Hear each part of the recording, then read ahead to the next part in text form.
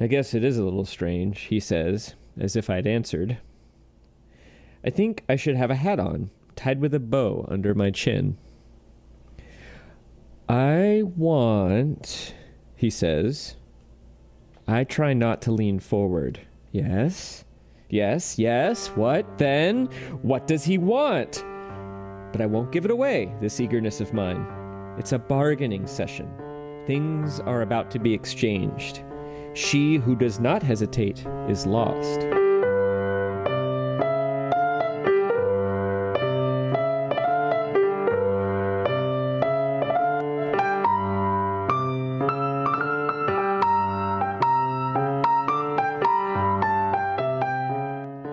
I'm trying to imagine what the Republic of Gilead would have done with the giant hot dog-shaped trucks. I mean, there probably were ostensibly a few still lying around after the revolution. Yeah. You know? Yeah, I would think so. What would you do with those? They probably didn't use the bookmobiles. Well, that's probably what they turned into the birthmobiles. Yeah. So it could have been a bookmobile painted red. Or something like that. Yeah. Yeah, so you went swimming this afternoon in the ocean. Yeah. That's awesome. I sure did. And I listened to, on my bike ride, I listened to Studs Terkel interviewing Margaret Atwood in 1986, which was totally fascinating. Oh, I bet that was great. Yeah. It was great. It was mostly just to hear them talking, but like it wasn't. I didn't think he did a great job with the interview. Oh, yeah? Because it was just sort of like, hey, now tell me what the Guardians are. Tell me what the Angels are. Oh, and the Marthas wear green.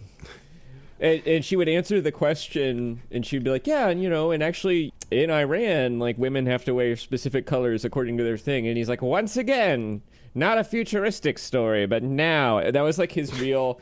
That was Studs Terkel's big insight about this book, was that all of the elements existed in the present of 1986 or in the past of 1986 and not the future, which is true. But it started getting old, where he was like, once again, another element from your future book that takes place now.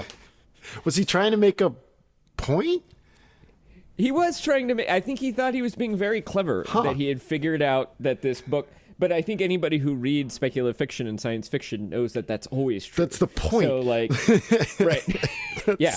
So, but it struck me as, like, maybe he doesn't read a lot of books like this. It's not quite like Aldous Huxley, which was totally wild. And then Margaret Atwood sort of dutifully explains, actually, Orwell and Huxley also thought they were describing a world that was very similar to the world they were living in at the time. Fancy that. Through the power of figurative language and illusion and allegory. Good God.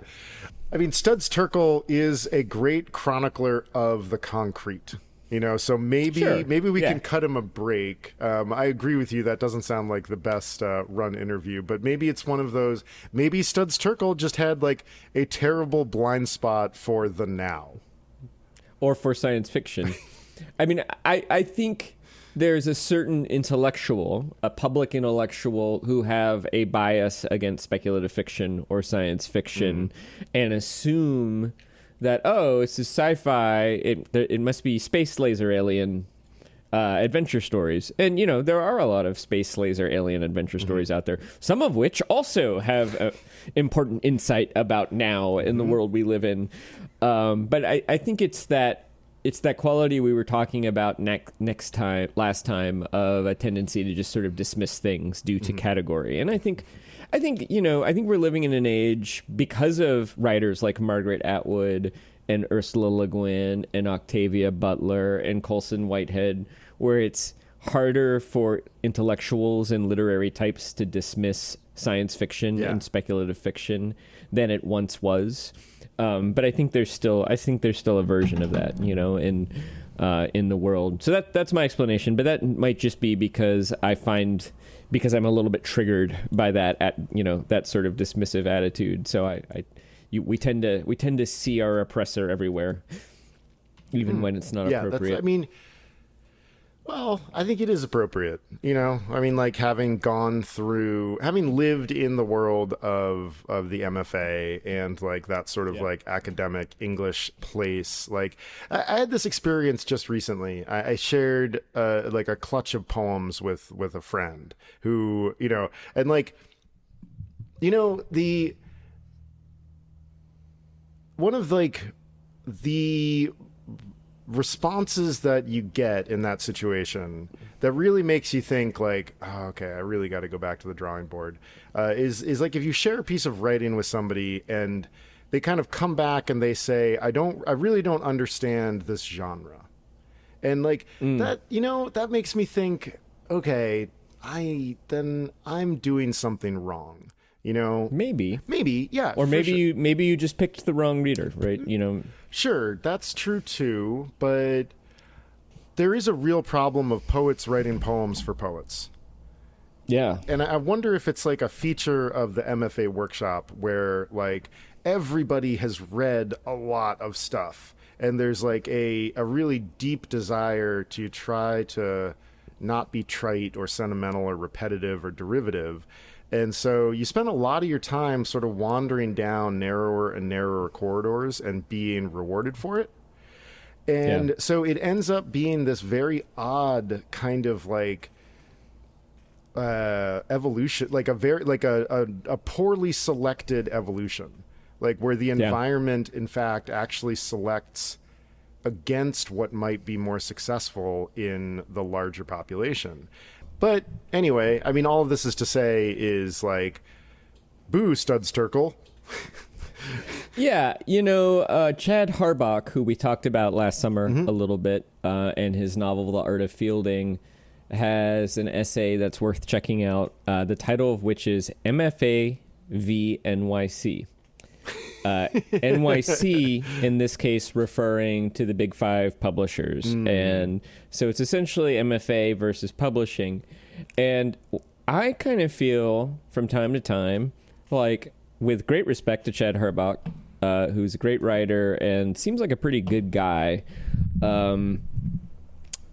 that maybe I would one day take a stab at writing an update of that essay called MFA v. NYC v. UMB.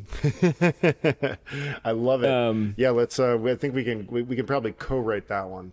That would be a lot of fun.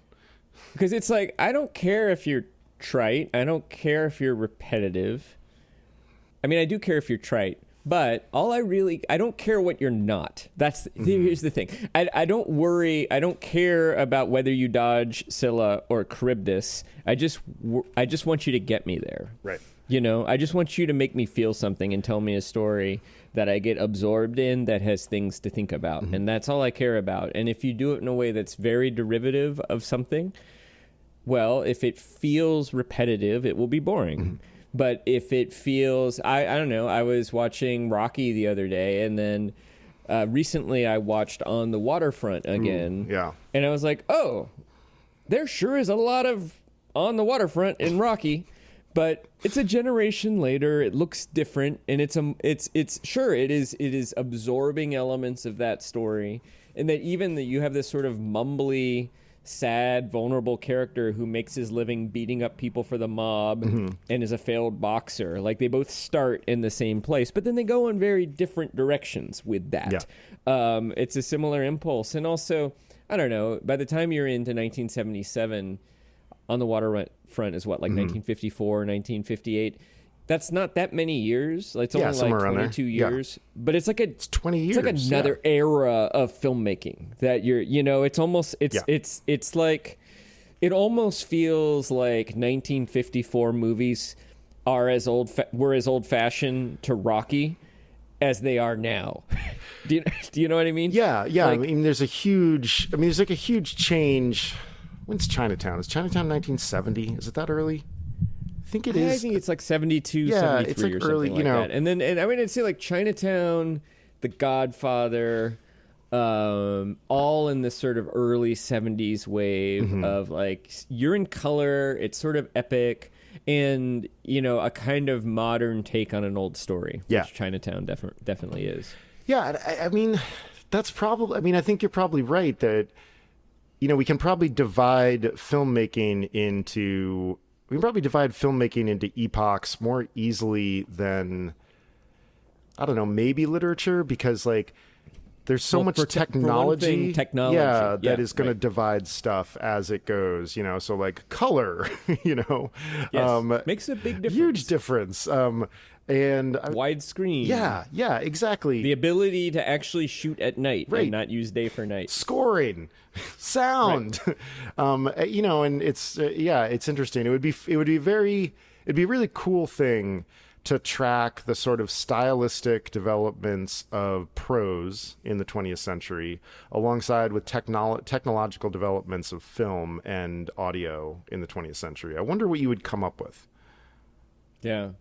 I wonder if the 1970s are sort of like the 1880s through 90s, where it's sort of like basically the genre peaks and it doesn't ever really get better than that. It maybe becomes more relevant. You can maybe write a novel that is as good for 2024 as War and Peace was for its, for its time. Right. But that I don't, because I kind of feel like, I mean, there maybe are some formal innovations around first person. There are some formal innovations, but to me, really, even all the formal innovations of the 20th century are basically just like taking old elements and assembling them differently. Like we're gonna, like we were talking about a Visit from the Goon Squad, and you're like, there's a PowerPoint, there's a like journal entry, there it's first person, it's second person, it's third person, and you're sort of like, it's an epistolary novel. It's like Dracula, I mean, and yes, it is new and it's fresh, and it's the idea that you would take a PowerPoint and turn that into a chapter isn't really any different than writing a chapter that's a bunch of telegrams in 1890. Yeah. It's just a different version of that. Yeah, like, so I'm curious if that's the case for filmmaking. And also, there's probably some novelists out there who would disagree with me, but I don't know.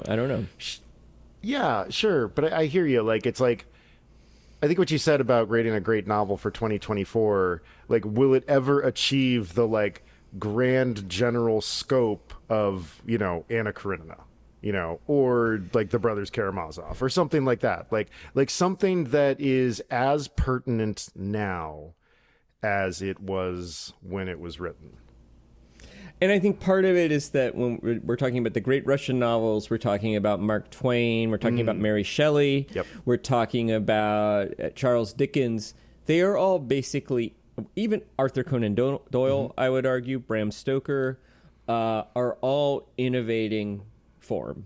And they're writing great novels, but they're also, all of the writers I just named have written a book that's nothing like a book that ever came before it. Right. And I think at a certain point, you can still innovate, but the innovations end up being sort of like different variations of a remix, that I mean, okay, so Everything Everywhere All at Once is probably the most innovative film that I've seen in the last 10 years.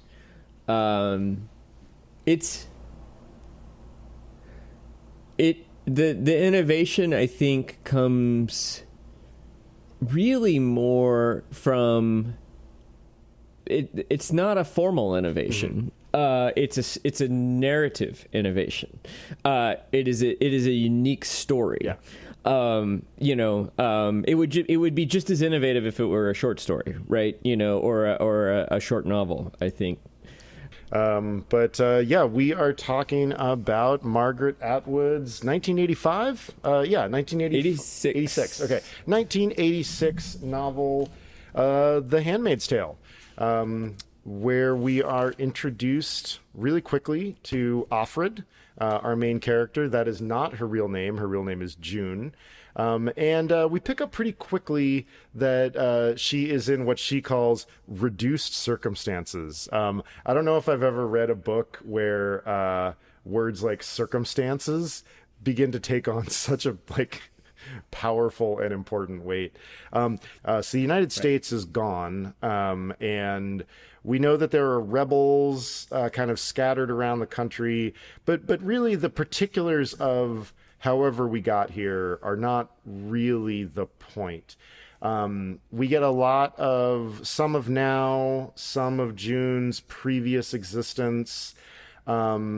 She either was married or was in a relationship with a man named Luke. They had a daughter, but something has happened where she has been separated from Luke, separated from her daughter, and now she is a handmaid who lives with a commander and his wife. There are also a few supporting characters who are named Marthas, but their real names are Rita and Cora. And there is another man named Nick who seems to live in the house as a kind of manservant or driver or chauffeur. But we slowly come to realize that procreation and birth has gotten incredibly difficult. We learn a little bit about why later on. And one of the sources of this revolution has been to take women who are fertile, and they are forced to live as handmaids within the families of men and their infertile wives. And the handmaids are raped every month by the commanders in order to try to get the population moving in a positive direction again. Yeah, that's kind of the broad scope of the scenario that we're in. Do you want to take us through some of the particulars of the first half of the book? Sure. I'm not sure you mentioned this, but the particular authority is a kind of puritanical, religious come military dictatorship. And by the way, my understanding is Offred's name being June is not canonical. That is something that readers have deduced. In fact, Margaret Atwood writes, "Some have deduced that Offred's real name is June, since of all the names whispered among the handmaids in the gymnasium dormitory, June is the only one that never appears again." That was not my original thought, but it fits, so readers are welcome to it if they wish. What a great note, Margaret Atwood. It's always wonderful when the author acknowledges their intent and then also acknowledges the place for the reader. Sure. Yeah. And so for some reason, my own, I will continue to refer to her as Offred or the speaker. Cool. For that reason. But Margaret Atwood says you're allowed to call her June if you want to. Well, let's call her Offred for the sake of ease of conversation and understanding by our listeners. Although presumably she had two other names because this is the third commander she's been assigned to. When you use the word rape, even Offred is unsure of whether that's the entirely the correct word, because she has made a choice to be a handmaid, and a handmaid's role is to bear children who will be raised by the man of the house, the commander, and the woman of the house as their child. And in fact, the sacrament, the sexual event, involves Offred laying on the bed, but the actual wife of the commander also laying on the bed, Offred kind of having her head on her belly, and then the commander sort of mounting both of them in what sounds like the least... Well, some people might enjoy it, but to me, sounds like the least stimulating sexual experience I could imagine for anybody.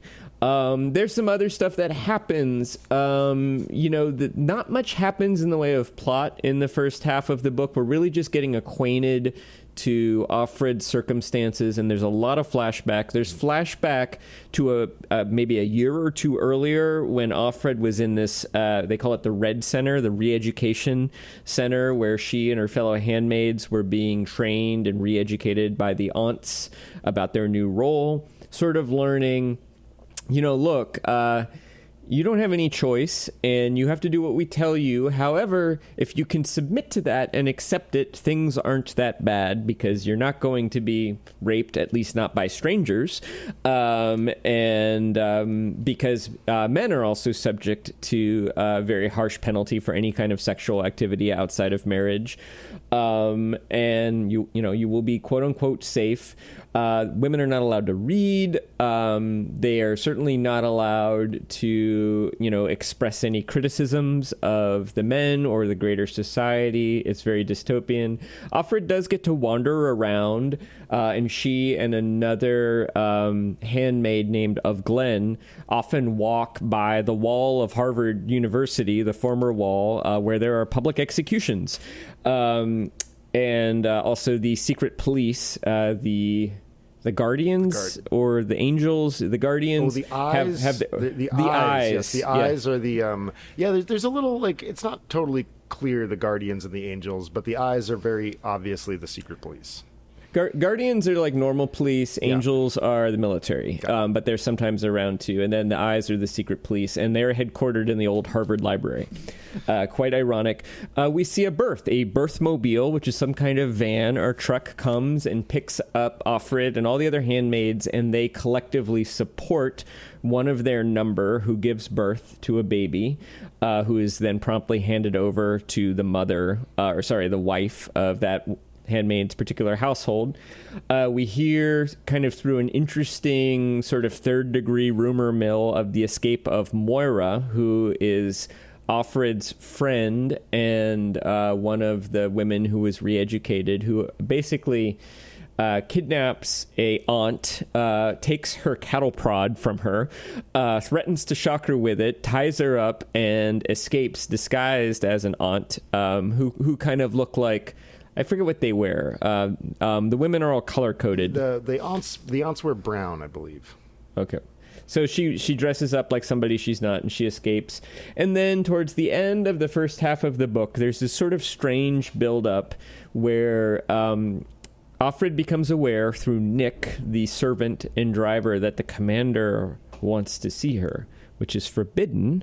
But after the birth, Offred is curious, and she also doesn't want to disobey, so she shows up at the commander's office late at night, and a sort of affair is conducted in which they play Scrabble.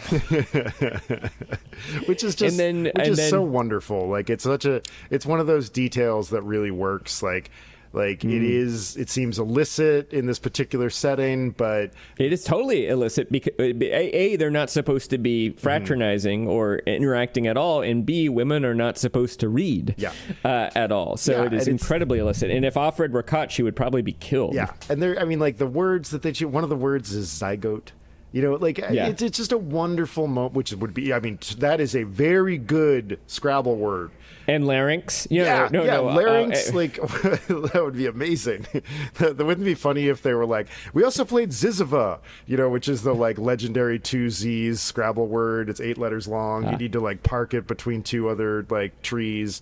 That would have been hilarious, but probably too much. And that pretty much takes us to the end of our section. I mean, I think the other thing there are just a number of flashbacks to the before times. Yeah. Offred is 33, and so one sense is that, she went to college somewhere in New England, and then pretty quickly met this guy, married him, and I believe they had a child, or child came to term but was taken away from her during this revolution of the Republic of Gilead. When the daughter is around 5. It's interesting reading this and listening to it, because there are some sections that seemed to, in the listening, just go on forever. And then when I read it, I'm like, oh my God, it's a very short section of the book. But that is sometimes the nature of it. Let's see. One thing I wanted to add, yes, Offred has a choice, but the other choice is to be sort of shipped off to what's called the colonies. It's not like your dream job being a handmaid, right? You get shipped off to the colonies where you do manual labor or possibly get poisoned by something, spent nuclear waste or something like that. Yeah. And part of the reason that there's such an obsession with births is that birth rates have fallen. Many men and women are sterile, and birth defects have risen too. So, and actually, Offred's kind of in trouble. If she can't make a baby with this commander, she probably ends up in the colonies too. And your title at that point is an unwoman. I was hoping to start with a reading. Yeah, I think that's great, because I saw yours and was like, oh, great! I can jump in with my comments. Great. So this is the very first page, basically after the dedication and the front matter. I'm going to read the first two paragraphs, and then as I'm reading, my question for you as you're listening is, what in the course of the first two paragraphs do we learn about the reality that this character is in? What do we learn if, we're starting from scratch? And this is presuming you haven't read the back of the book, or you haven't read a synopsis. We slept in what had once been the gymnasium. The floor was of varnished wood, with stripes and circles painted on it, for the games that were formerly played there. The hoops for the basketball nets were still in place, though the nets were gone. A balcony ran around the room for the spectators, and I thought I could smell faintly, like an afterimage, the pungent scent of sweat, shot through with the sweet taint of chewing gum and perfume from the watching girls. Felt-skirted, as I knew from pictures. Later in miniskirts, then pants, then in one earring, spiky green streaked hair. Dances would have been held there. The music lingered, a palimpsest of unheard sound, style upon style, an undercurrent of drums, a forlorn wail, garlands made of tissue paper flowers, cardboard devils, a revolving ball of mirrors, powdering the dancers with a snow of light. There was old sex in the room, and loneliness and expectation of something without a shape or name. I remember that yearning for something that was always about to happen, and that was never the same as the hands that were on us there and then, in the small of the back, or out back, in the parking lot, or in the television room, with the sound turned down, and only the pictures overlifting flesh. Yeah, this is a great exercise of like, okay, so if you do your best to remove your understanding of what's going on in this novel, so like let's subtract that you've seen the show or read the back of the book or heard a synopsis or something like this. What powers the sense of dread that runs through these two paragraphs? I bet if we did like a real close reading, words like shot through, spiky, the fact that the nets are gone, you really pick up this sense like of, okay, things have changed. We slept in what had once been the gymnasium, the games that were formerly played there. So, okay, this is a world where games aren't played anymore. The hoops are still there, but the nets are gone. Everybody knows playing basketball without a net sucks. And then things like using the word palimpsest, which is, that's a big 10-cent word, but is absolutely perfect for what we're talking about here, which is like just kind of the faint afterimage of information, of something before. And, she's picking such a great thing because it's a nostalgia that most of us are going to remember. Like you pick, this sense of like a high school or a middle school dance. But the diction in here, the words that she's picking and sort of lacing through that nostalgia also carry a real trembling sense that like something is wrong. And that really comes around with that second paragraph. There was old sex in the room and loneliness and expectation of something out of the shape or name. I remember that yearning for something that was always about to happen and was never the same as the hands that were on us there and then. I mean, like, that's what it's like to be 13 or 14. And the reason why this works so well is that there are going to be other hands on this narrator that have a much darker amount of control. And I think one of the remarkable things about this book is that every time you think that Margaret Atwood is heading in a direction of a very outright judgment of what's going on here, she balances it with something else that makes you think, And that's living in these two paragraphs. Yeah, I mean, the pictures flickering over lifting flesh is just great. I mean, I think you get all the themes of the book in those first two paragraphs. And I also, my recollection is, this is my second time reading it. I think the first time I read it, I think someone had told me it was good, but didn't tell me what it was about.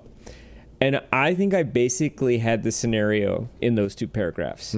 Like, I think the other thing I had to work with was the Handmaid's Tale. So I was like, oh, this is a handmaid. What's a handmaid? And she never comes out and says they're not having sex anymore. She never comes out and says there are no more gymnasiums. There's no more high school. We just know that this particular building is not a gymnasium. However, when do you sleep in a gymnasium? In a disaster. In a disaster, right? That's the only time that you end up in a gymnasium. Or a high school lock-in, maybe. Yeah, okay. Like before the pep rally, perhaps. But generally, if you're sleeping in a gymnasium, something has gone terribly wrong. Yeah. And so all these things are gone. And I also think because we're talking about sex and flirtation and hope, we also know that those things don't happen, at least not in the same way as they used to anymore. So I have this now I might be mistaken, but I think the first time I read it, I was like, oh, this woman is living in an authoritarian religious society and she's in a re-education camp. I think I got it in those first two paragraphs. And I think the title helps with that. And even the cover art where you see these two women who look like nuns, famous cover that's been reprinted multiple times with like different variations of the original cover art. Oh, really? I don't know that story. I'm gonna have to look that up. That's interesting. Well, I mean, I've just seen it. You can here's the image that I have on my edition. But if you Google image search for The Handmaid's Tale, you see this variations of this image, but with like different coloration or different shading. I don't know if it's the same image that's been reprinted or if it's a different version of the same image, or maybe it's a detail from some like medieval, like Hieronymus Bosch like thing that's been blown up or something. I don't know the story of the cover art. It's great. I mean, it's very effective. I mean, the shadows on there look like devil horns. I think that is probably very intentional.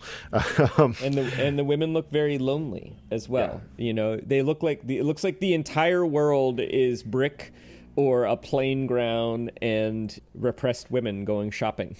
Yeah, and that wall could be the edge of a firing wall or a prison or something like that. It's got a lot of Giorgio de Chirico in it, like light source off to the side, big long shadows, loneliness, and I think that, you carry that cover art into that. But I mean, those first two paragraphs sit in that same, like we're in high literature. This is a very good upper middle brow book. We're in high literature, but the highness is a little hidden, and like Francine Prose would have just such a field day. I feel like I could read these first two paragraphs and it would be like a lot of reading like a writer, where she does this amazing job of walking you through paragraphs and like pulling out the threads that achieve the effect that the author is after. And, I mean, like, it just keeps going in this very readable and very high literary, mode for, the first half of the book, and I'm sure for the rest of the book. I think we can't talk about this book without the beginning, and that's my question for you is, like,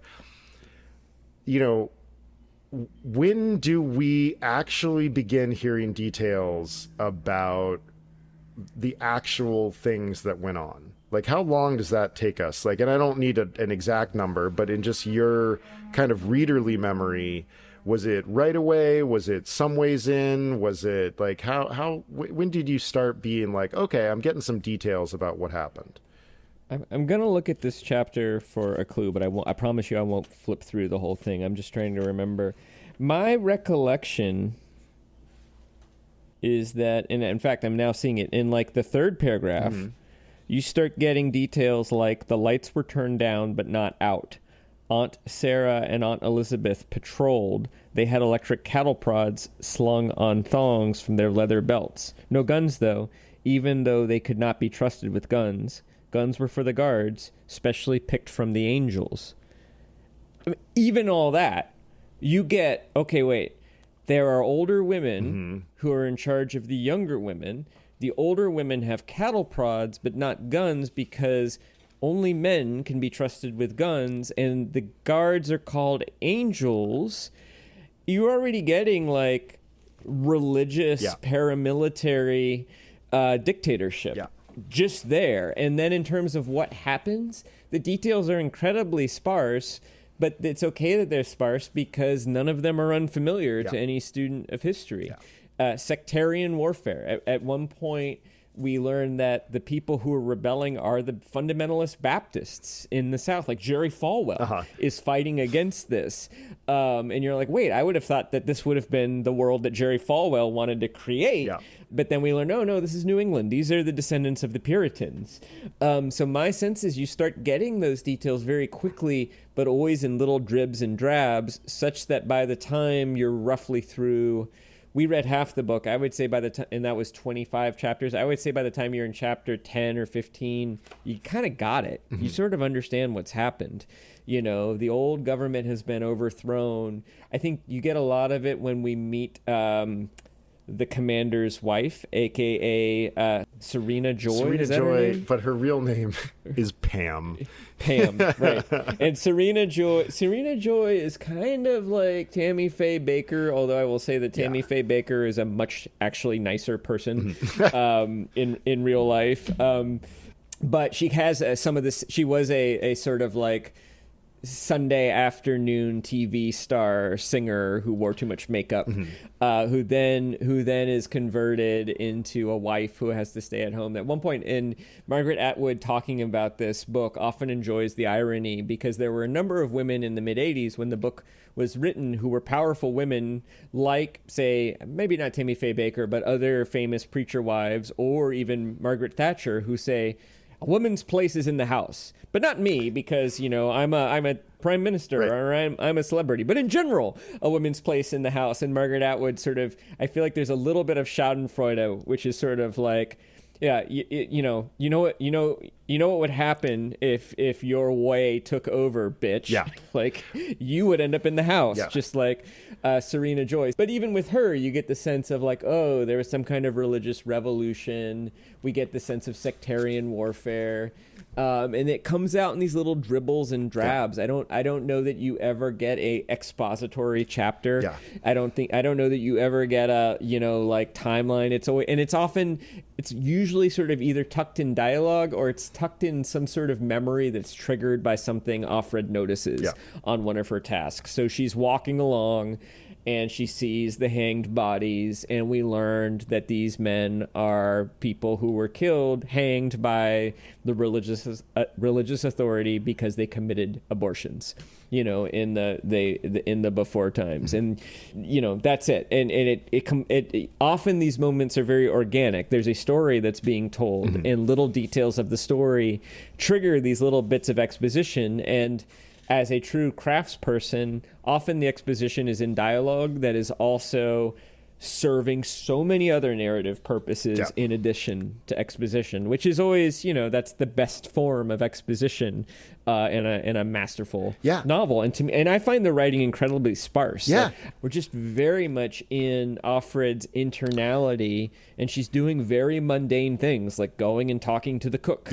going and buying some groceries, going for a walk. And in the course of all these things, we see what she sees, we hear her thoughts, we reflect upon her thoughts, and very quickly we have the world. At least that was my experience. Yeah. I mean, my total softball, rhetorical question was after reading this, what does it do to your sense of providing exposition in the work that, we do? Because you read this and you're like, okay, she's starting in the middle of things. She's starting in media res, but she's also not, because she's just picking up where Offred starts talking. And it kind of doesn't matter that it's in the middle of things. We're just dropped wholesale into this created world. And then she does such an amazing job of creating the world spiraling out from Offred that you never really need exposition. I mean, I guess the closest you get to some expository passages are the sections about Offred's mother, which Yep. are to my... But those are memories. Right, yeah, exactly. They're scenes. Yeah. They're dialogic. Yeah. They're not like Offred had a right, mother who was part of the 1960s feminist movement. Suddenly I thought of my mother. And, Right. It's always like my mom. I saw a picture of my mom with a sign that said "Take Back the Night," Yeah. and then my husband would tease her and say, there are some differences between women and men, and she would get all riled up and said, "You kids have no idea what it was like. You had no idea. We had to fight for just the fact that your husband is cooking a meal. We had to fight for you're immediately." And actually, one of the great writing tips that I got, I think this was from the great screenwriter who would do those famous workshops, screenwriting coach, Robert McGee, I think is his name. Okay. He's depicted by Brian Cox in the movie Adaptation. If you've ever half, yes, okay. So that guy, Got you it. know who I'm talking Yes. about. Okay, so that guy, one of his tips is if you've got to do exposition, always make it. Try to make an exposition an attack. Mm-hmm. Like, Chris Bagg, you have no idea how long it took for me to get this RE20 microphone plugged into my audio interface that's a Scarlett 2.0i and get it working. Because that particular model takes 25 minutes to get working, and you have no idea about it. You're so naive, right? Like, that was, I mean, that's a hackish version. It's great. Of it. But there's a little bit of this, Ship it. right? Like, yeah. Exactly. Make exposition attack. Yeah. Or make exposition scolding. Make it be a moment where one character is frustrated by a character's lack of information. Another great example I was thinking of recently is often if you really want to do exposition, create a situation where a character has to explain things to a child. There's a moment, I think... Was it that movie with Steve Carell where the family goes on a road trip in a van or something Little like Miss that? Sunshine. Does that ring a bell?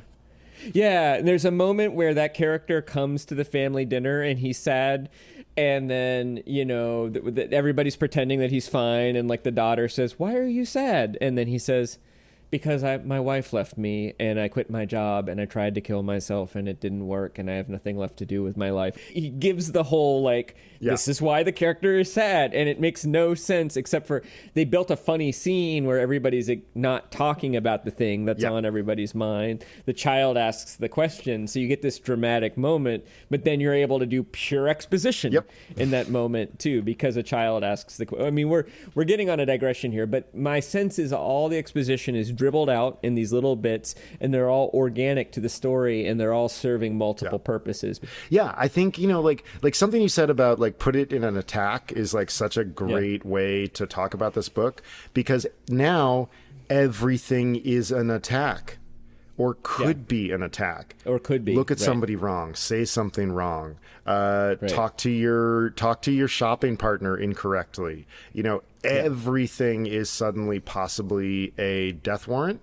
And so the language has to be so controlled. And because of that, these characters' internalities are brimming over. Offred wants so badly. She's hungering for touch, but she knows that if she sort of tries to touch one of the Marthas, that could be a real problem. Nick comes and kisses her, and it's the scene that's very very warm because she has been so... everything is tamped down. And in those scenarios, exposition can't help but leak out. It's just such an amazing writerly compression that she sort of allows the setting to do the work for her, which is just fucking brilliant. Way to go. Yeah. This book is such a great, it's a great book, and it's a great handbook on craft. Not surprisingly, she wrote this novel in the year 1984 and then finished it in 85. And she was living in Berlin, near the Berlin Wall at the time. And she also, for whatever reason, maybe because she was Canadian and she was an academic, visited a number of Iron Curtain countries at the time, too. And yeah, even that scene you're talking about with the shopping partner, that's where you get that sectarian war, because they're trying to say things to each other that are completely bland, so neither of them will rat the other one out to the secret police. Yeah. So what they talk about is the wars that the Republic of Gilead is engaging in right now. And you get a lot of exposition from that, but you also get, every time of Glenn says something, it is Offred's task to say something correct and bland in response. So you also get, Offglenn says something like, "We won another victory yesterday. Blessed be. It was against the Baptists. We smoked out their stronghold in the Blue Ridge Mountains. My soul is happy to hear it." Yeah. And so you both get the sense of the way they have to talk to each other in this guarded ways, but then you're also sort of like, wait, they're fighting the Baptists in the Blue Ridge Mountains. They're fighting against Jerry Falwell right now. Yeah. Like that's very strange, and it sort of makes sense. I would like to do my next reading, which is towards the very end of the passage. Awesome. I started with the very beginning, and this is near the very end. This is when Offred has entered the commander's study. He's this middle-aged guy.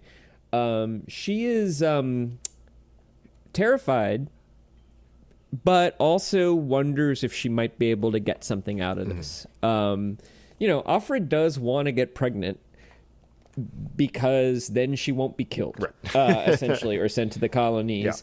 Yeah. And she also kind of wants to escape, which means she needs intelligence, so she needs power. And so she wants good circumstances. So if she can get on the commander's good side, she's willing perhaps to have an affair with him, but she also... Well, you'll see how she characterizes it. So he's sitting in his chair. He's got this great, I imagine these leather mid-century Eames chairs is what the commander is sitting in. Mm-hmm. He's got this nice office in this Victorian house, and the commander says, and she's come in and she sat down on the chair, and he says, "You must find this strange," he says. I simply look at him. The understatement of the year was a phrase my mother used. I feel like cotton candy, sugar, and air. Squeeze me, and I turn into a small, sickly, damp wad of weeping pinky red.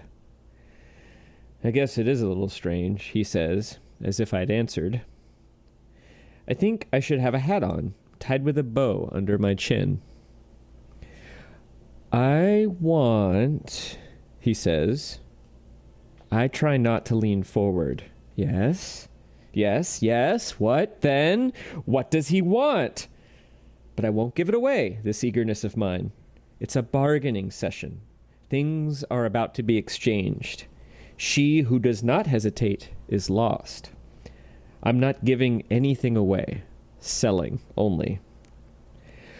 I would like, he says, this will sound silly, and he does look embarrassed. Sheepish was the word. The way men used to look once. He's old enough to remember how to look that way, and to remember also how appealing women once found it. The young ones don't know these tricks. They've never had to use them. I'd like you to play a game of Scrabble with me, he says. End of excerpt. What made you choose that? Was there ever so much drama laden in the proposition of a game of Scrabble in the history of the world? No, I don't think so.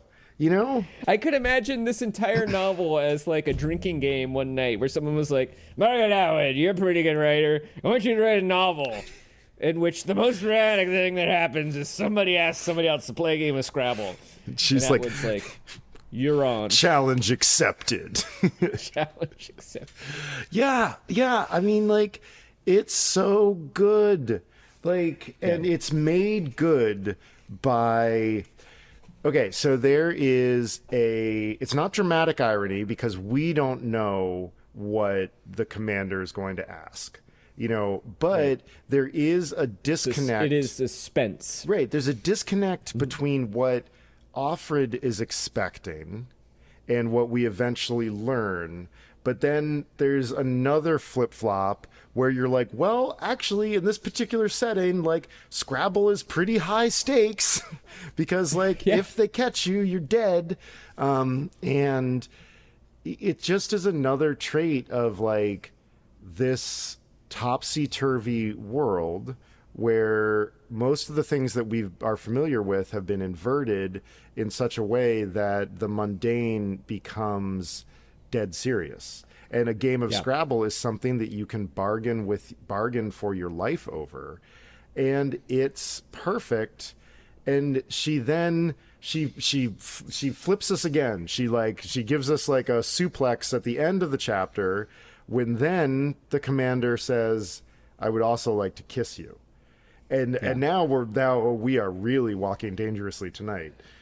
Although, like, at this point, in the way Offred treats it too is sort of like after the game of Scrabble, like that's actually like we're really not going any deeper than we already have, you know, and that's kind of what she was expecting all along and prepared for. I mean, I would argue it is dramatic irony because you're expecting, you're expecting something more transgressive apparently to us, you know, than Scrabble. But then what you realize is Scrabble is as transgressive as anything you could think of in this world. And I think the other thing I really admire about it that I noticed just now is that there's actually there's two layers of subtext because there's the conversation they're having, right? You know, you must find this strange. I simply look at him. So he's saying things, she's saying things back, but then there's the thoughts that she's having as she's saying them.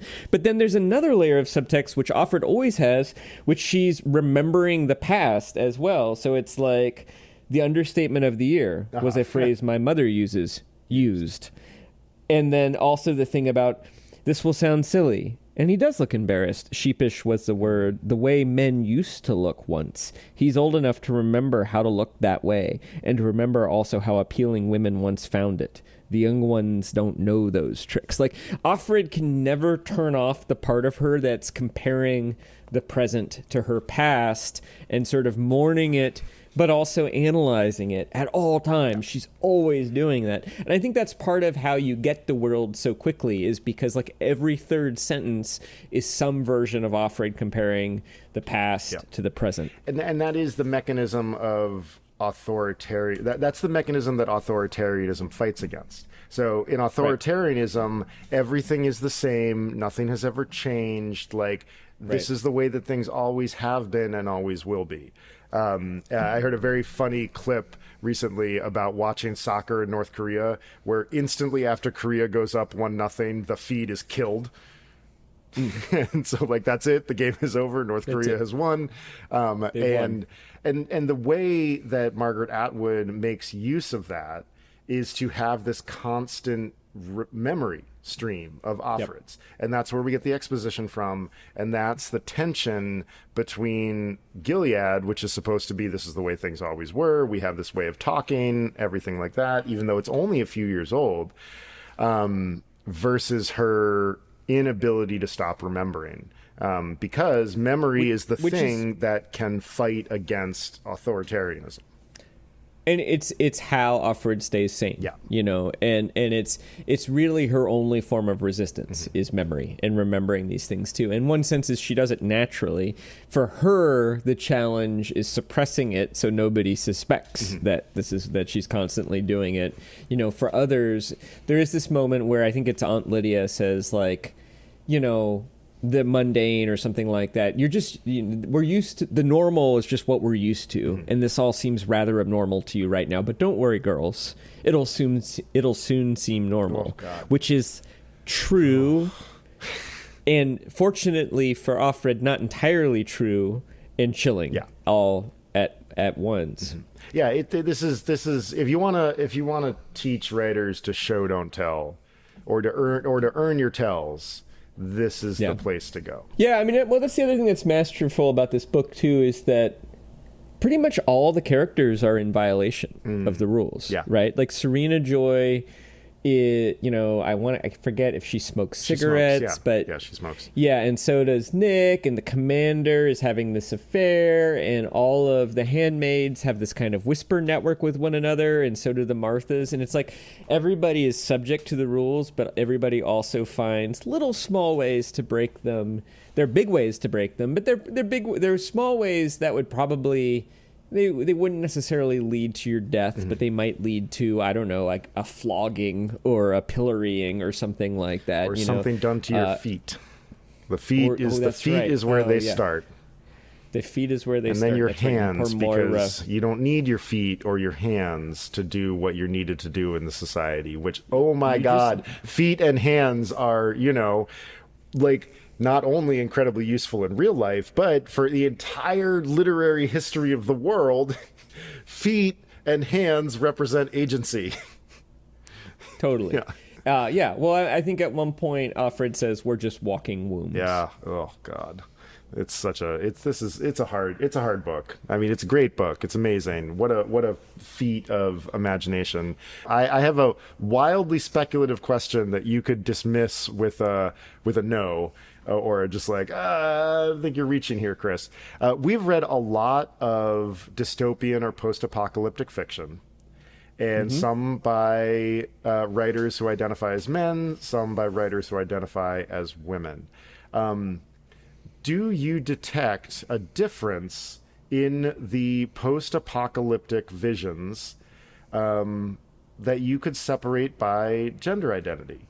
Do you think is there something that you see in the visions of The Arrest and The Illusionist and Project Hail Mary, The Forever War, Parable of the Sower, this book, The Fifth Season? Dude, Android's Dream of Electric Sheep. Yeah. Do you see a difference in not just the vision, but the way the vision is revealed to us?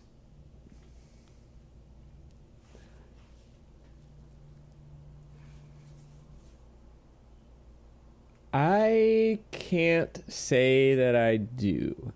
I think if, let's say it were just, say, Snow Crash and Project Hail Mary, I would say yes, for sure. Yeah. But then you throw in The Arrest. Yeah. And this book feels a lot like The Arrest to me. Yes. That's dribbled out in little pieces. There is I would say maybe you could argue that the men have a little more fascination with the technology, but really I feel like Lethem is kind of an exception. The technology figures into it, but only a little bit. That Lethem is just as much concerned with social structure, it's the social. And even I would even say that even though Snow Crash is full of technology, at its heart, it's still fascinated with social structure. And that's the most interesting thing. The fact that, in a way, there's a lot I could see in common between Snow Crash and this novel, because you essentially take an ideology. In the case of Snow Crash, it would be kind of like capitalist libertarianism. And in the case of this book, it's sort of anti-feminist puritanicalism. And you just take them through to their extremes. Yeah. So no, I don't sense that. I think that this book's consciousness of race is rather diminished, which makes sense since Margaret Atwood was from Canada, which does have racism important to Canada, but in different ways than it would be for somebody like Octavia Butler. Yeah.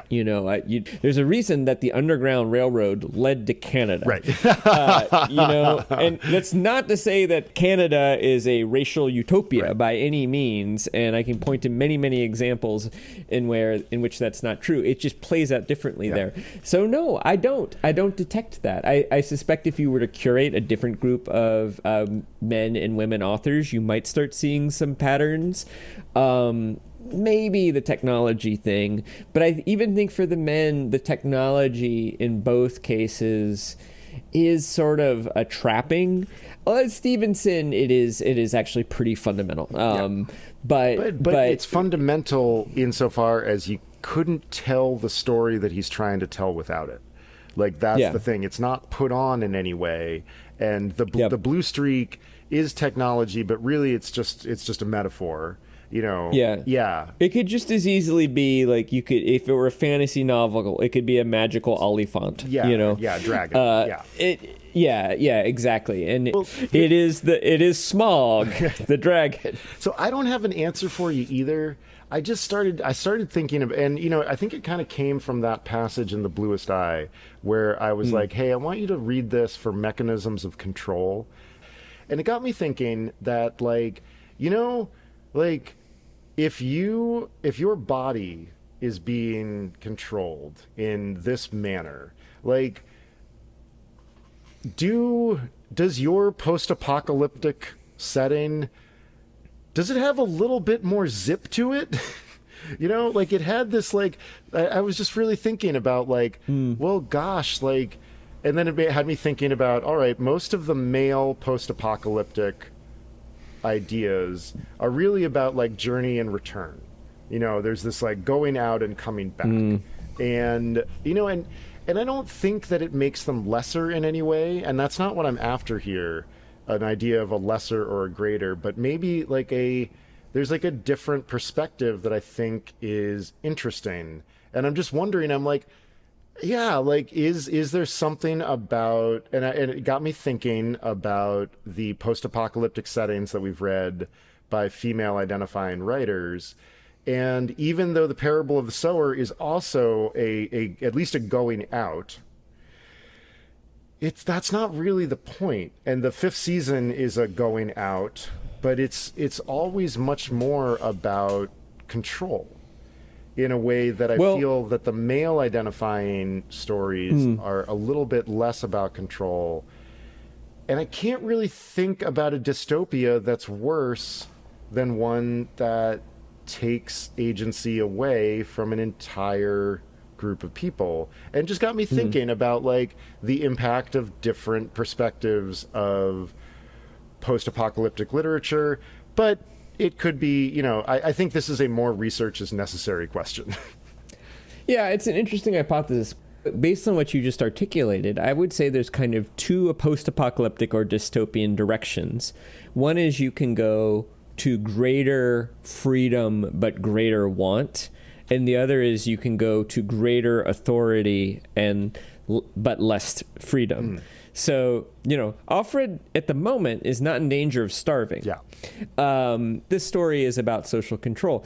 And, it's interesting because if I have read dystopian or post-apocalyptic literature to the degree that I have read that kind of literature, it's usually more about a collapse and people living in a more anarchic world where the institutions have weakened. And that's Parable of the Sower.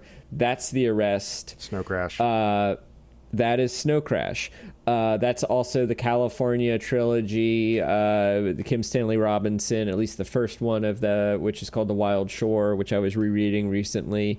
That's quite a few, and even to the point where we have this term, post-apocalyptic pastoral, which is set in the community that is rediscovering sort of like 19th century technology and growing, struggling with growing food and raising hogs and things like that. There's all these sort of tropes of kind of like farming in the future after the collapse.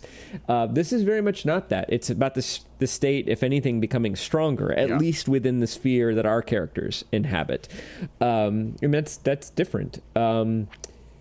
It's... a book that I've read that would be great for our podcast, Lindsay Lajoie does not like it, is The City in the City by China Miéville. Do you know that book? No, I don't.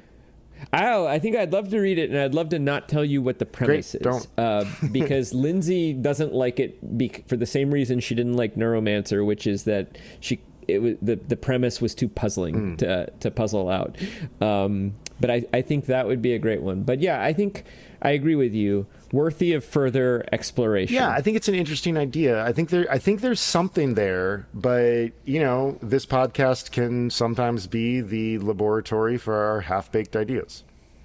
Yeah. Well, let's keep paying attention. I imagine we'll read more. Oh yeah. Post-apocalyptic. I did have another question, but I'm happy to skip it. I'd be ready to go to trivia. Yeah, we've had a fruitful discussion. I went first last time, so you are up. Okay. Margaret Atwood has an ancestor named Mary Webster, who Atwood has said inspired elements of this novel, The Handmaid's Tale. The family legend had it that Mary either A, operated a station on the Underground Railroad at Radcliffe College in Cambridge, where she was employed and she would disguise freedom seekers as domestic workers while arranging their passage to the Canadian border, which would sometimes take a few weeks. B, the legend has it that Mary was the first woman to apply to Harvard University in 1847 before they accepted women, and in fact, they did not accept her. Or C, the legend in the family has it that Mary Webster was hung by the Puritans in Massachusetts as a witch in the early 1700s, but survived the hanging. Oh, God. Wow. Survived the hanging? It's easy to louse up a hanging. There's some complicated knotcraft involved. What do you get? Like, what happens if you survive a hanging? Do you get like a free pass? Like, what? Like, they're like, oh shit, okay, we don't get to do it again for a year. Yeah, well, all right, go. You're not a witch. You survived the hanging. Maybe so. Maybe that's how it works. Yeah, although I would think that a witch would be more likely to survive a hanging if they had magical powers granted by the devil. Yeah, but like that's the kind of logic that really doesn't show up in these kinds of circumstances. Well, we prayed beforehand and we said, Lord, if this woman is innocent, send your angel down to louse up the hanging. Yep, there you go. I'm going to go with A. Operated a station on the Underground Railroad at Radcliffe College. No, it is C. Mary Webster, legend has it, was hung by the Puritans in Massachusetts as a witch in the early 1700s, but survived. Margaret Atwood has a poem called something like Half Hung Mary, which she wrote about this legend. Jesus. Wouldn't it be Half Hanged Mary? It could be Half Hanged Mary. God damn it, that was my logic. By the way, did you love the passage about lie and lay in this book? Yes, yes, I did. Finally! Yeah, I was like, somebody sees me! I was so happy. It was like Margaret Atwood wrote a passage about I almost between lie and lay, specifically for Chris Pagg. I almost rode off the goddamn road. I was like, what's next? On the next page, is Offred going to correct somebody for saying I feel nauseous? And at that point, I don't know. Is Margaret Atwood still alive? I hope she is. I think she is. She is. Yeah. Yes, she is. She is old. Yeah, I know we lost 39. one of them recently. I know Le Guin died we recently. Lost Le Guin, yeah, which Ursula is Le Guin died so, recently. Margaret Atwood is sad. still with us. Okay. Yeah. Which George Orwell work did Margaret Atwood read in the late 1940s when she was not yet 10 years old? Was it A, 1984, which had just come out, B, Animal Farm, which was a few years before 1984, or C, Homage to Catalonia, George Orwell's account of fighting in the Spanish Civil War? Those would all be rather precocious books for, did you say a 10-year-old? She was almost 10. This is one of those, like, Vincini traps from The Princess Bride, where it's like, of course, the obvious answer is 1984, and so you're thinking that I must be thinking that it cannot be that, but then, of course, it must be that. Since you're thinking that I'm thinking it must not be that, but aha! I have outsmarted you. Never get involved in a land war in Asia, but slightly less well known is this. And then Jesse Dukes falls to the floor, poisoned by iocane powder, which has somehow has no smell your or microphone. taste. Man, for some reason, even though 1984 is obviously the perfect choice, and she wrote this. She has talked about George Orwell and Aldous Huxley. She's very familiar with 1984 and Brave New World. I think she acknowledges the DNA of those books in this book. And she wrote the book in 1984. But somehow I just could sort of imagine a little girl reading Animal Farm. It's sort of like, it's basically like Charlotte's Web for socialists. So I'm going to go with Animal Farm. You are correct. Great job. Neither of us have gotten Vinzini right. survives. No, Vinzini survives. Wesley dies. Is that his name? Vinzini? Is that his name? Yeah, Vicini. Okay. Yeah. Yes, this is great. She said, I just thought the pigs were so mean. They were. I know. I love it. It's just like such a perfectly like almost 10 thing to say. As like, you just imagine this like confused like 10-year-old just kind of like paging through Animal Farm in kind of horror, as if somebody had like swapped the children's books at the bedside. You know, I read 1984, I think I was 16. Yeah. And I don't know, maybe I was a little bit of a naive reader, but I was like, until like the final 3 pages, I was really like, surely they're going to get away, right? They're going to escape. And like, it messed me up. Like, I remember being like, shaken up and sort of pallid for several days when I read that final scene with the rats and everything. And I won't tell you what happens, but dear reader, but it is not a happy ending. Of course, that was the point. And he was making a point about both the necessity and the futility of standing up to an oppressive society like that. It was a bright, clear day in April, and the clocks were striking 13. Yes. What a motherfucker of a first sentence. Great first sentence. Well, what's next? What's next is the second half of this book, Hooray! The Handmaid's Tale, part 2. Well, Upper Middle Brow is a small point production. Chris Bagg and Jesse Dukes are the guardians and the angels. Music is by Ben Pajak and Jesse Dukes. Design and website by Chris Bagg. You can learn more about us and find our listener survey at uppermiddlebrow.com. Please, it's still there. We want to know what you think about the show. And please review us in your podcast app. It really does help other people find us. You can also, if you want to tell us everything that we are, quote, wrong about, you can email hello@uppermiddlebrow.com or jpd@uppermiddlebrow.com or bag with 2 G's and no R at uppermiddlebrow.com and no S. Nope. It's The other day not I heard Chris you tell somebody. Braggs. Oh my God, that would be like if my name were a sentence about my pretension. Oh, good Lord. I heard you tell somebody the other day, people always add an R, and I was like, Chris Barg? Chris Barg? Chris Barg. I was, Chris Urbag?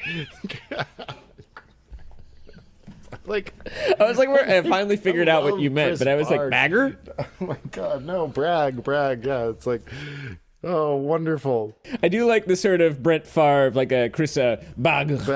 Bagger. Bagger, the greatest existentialist writer of the 21st century, Chris Bagger.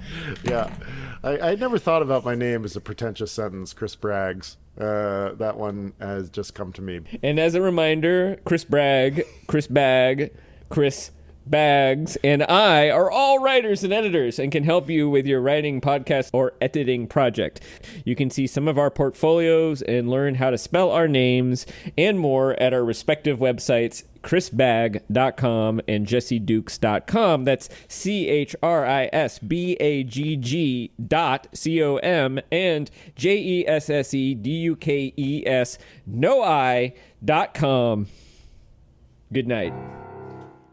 Thanks for listening, everybody, especially to that last part. For the record.